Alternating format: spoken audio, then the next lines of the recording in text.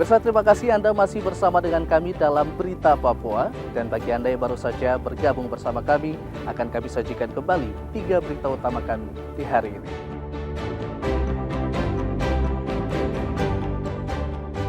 Diduga remblong, sebuah pikap di Kabupaten Pegaf, Papua Barat masuk jurang, seorang penumpang tewas.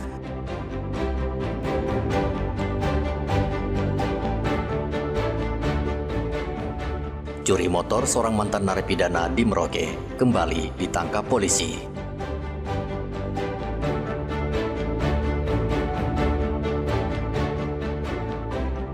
Pesona pasir putih Pantai Amai di Kabupaten Jayapura menjadi alternatif jika Anda berlibur ke Jayapura.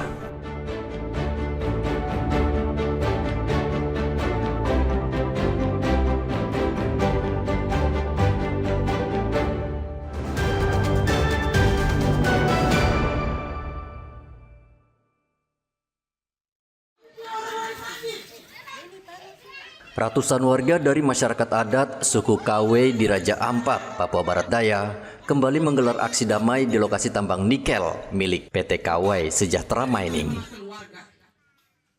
Mereka terus menolak pencabutan izin usaha pertambangan oleh pemerintah pusat yang dinilai mengancam masa depan ekonomi komunitas adat.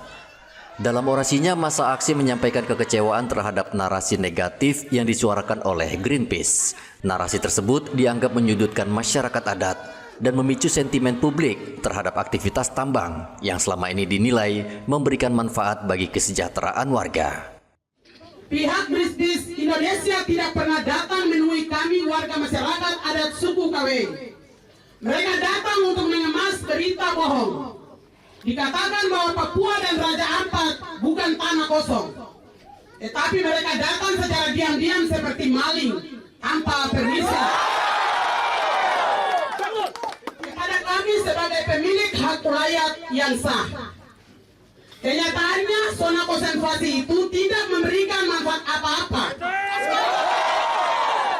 secara ekonomi bagi kami masyarakat suku Kawe. Sejak izin tambang dicabut, aktivitas operasional perusahaan lumpuh total. Ratusan alat berat berhenti beroperasi dan para pekerja terpaksa dirumahkan. Warga pun khawatir kondisi ini dapat memicu pengangguran massal dan gejolak sosial di kawasan pesisir. Nanti kita melakukan pendekatan, kita datang, kita siap dimarahin, dicaci maki, ya ini kan tugas kami pemerintah. Hari ini kejadian ya kami sebagai pemerintah siap terima resiko itu. Nah, mereka adalah bagian dari kita. Kami dicaci maki pun kami terima, tapi hari ini juga mereka bisa terima kita. Nah, saya sampaikan, walaupun ini tutup, pemerintah masih ada, pemerintah daerah masih ada dengan kami. Mari, walaupun hari ini piring makan kita picak, kami ada.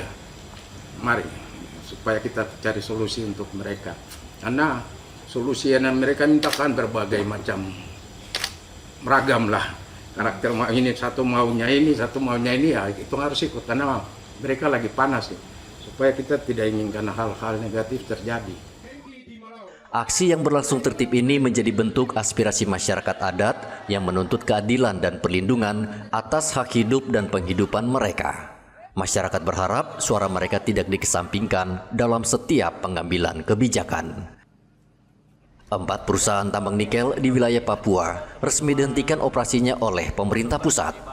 Keputusan ini diambil setelah evaluasi menyeluruh terhadap izin usaha dan dampak lingkungan yang ditimbulkan. PT KW Sejahtera Mining termasuk dalam 4 perusahaan tambang yang izin usahanya dicabut oleh pemerintah pada 10 Juni 2025. Pencabutan izin ini diumumkan oleh Menteri Sekretaris Negara Prasetyo Hadi dalam konferensi pers bersama Menteri ESDM Bahlil Lahadalia. PT KW Sejahtera Mining bersama 3 perusahaan lainnya dicabut izinnya karena melanggar aturan lingkungan. Topan melaporkan dari Raja Ampat, Papua Barat Daya.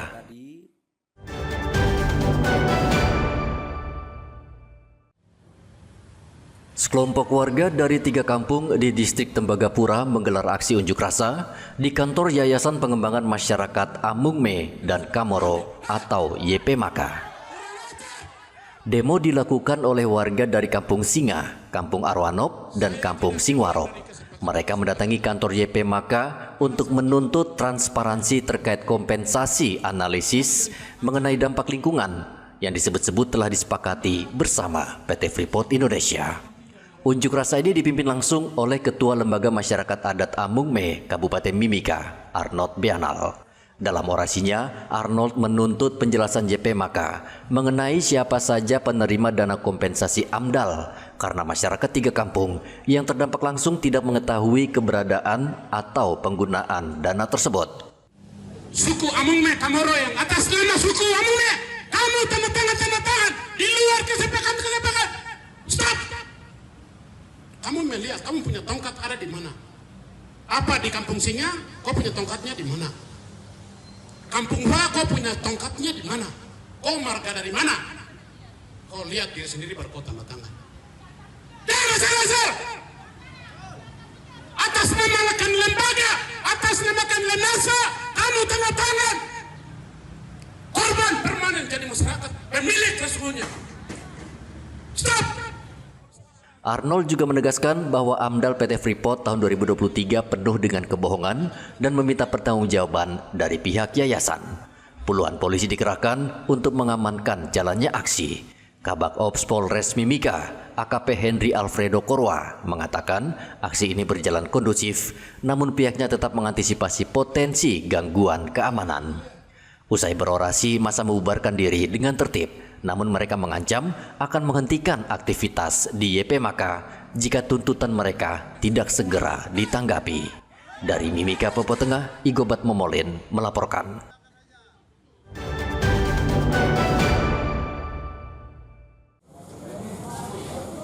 Penerimaan murid baru untuk tingkat SMA berlangsung secara serentak di Kabupaten Merauke, Papua Selatan pada hari Senin. Sejak subuh, siswa datang ke sekolah ditemani orang tua untuk mendaftar. Padahal berdasarkan informasi sekolah, penerimaan murid baru akan dimulai pukul 8 pagi. Orang tua murid rupanya tidak mau ambil resiko, mereka memilih datang lebih awal agar bisa mendapatkan nomor PIN pendaftaran. Oh, karena hujan jadi kita datang jam setengah 8 ya. Nah, ini ngantarin anak-anak untuk daftar ya? siap. Setengah 7 ya? Mau daftar anak sekolah ini ya? Iya. Anaknya putra atau putri, Bu? Putra. Waktu hari Jumat sudah dikasih nomor pendaftaran belum? Belum hari ini ya? Oh, cuma sosialisasi waktu itu ya? Dari jam berapa di sini, Bu? Dari jam 6 kayaknya lewat 10 ya. Tinggal di mana memang Ibu? Tinggal Sepadan. Di Sepadan. Ibu, kenapa datang agak cepat itu? Ini kan jam 8 baru dimulai ya, Bu? Iya, supaya dapat. Apa ya? Supaya cepat dapat ini nomor katanya sih. Dulu kan pengalamannya begitu kan. Salah satu syarat mutlak dalam sistem penerimaan murid baru, yakni siswa harus tinggal di sekitar sekolah. Muhammad Ridwan melaporkan dari Merauke, Papua Selatan.